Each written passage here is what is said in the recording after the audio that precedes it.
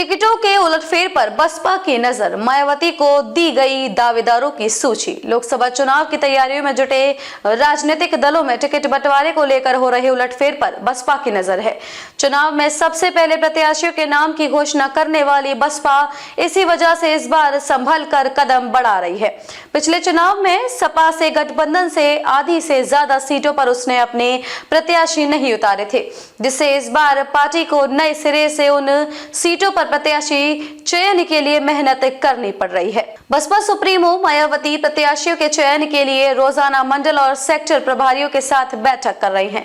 Party उन दावेदारों को तवज्जो दे रही है जिन्हें बीते चुनावों में 2 लाख से अधिक वोट मिले थे।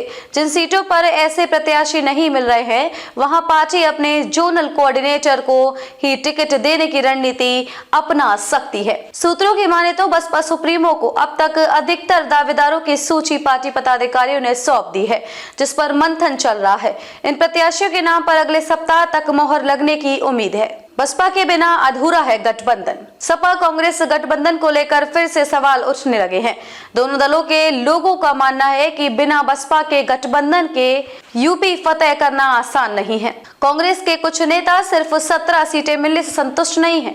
हालांकि वह खुलकर विरोध करने के बजाय बसपा को गठबंधन में लाने और उसे 25 सीटों पर प्रत्याशी उतारने का प्रस्ताव देने के लिए पार्टी हाईकमान पर दबाव बना रहे हैं।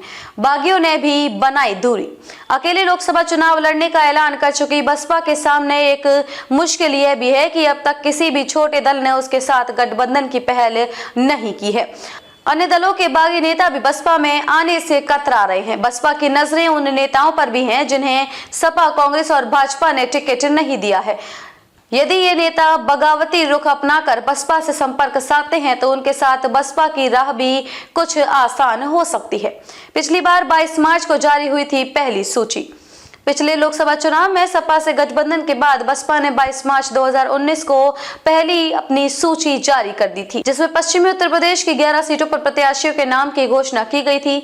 वहीं 5 प्रत्याशियों के नाम वाली दूसरी सूची 9 अप्रैल 2019 को जारी हुई थी। बता दें कि पिछले चुनाव में बसपा 38, सपा 37 और रालोद ने 3 सीट पर अपने प्रत्याशी उतारे थे।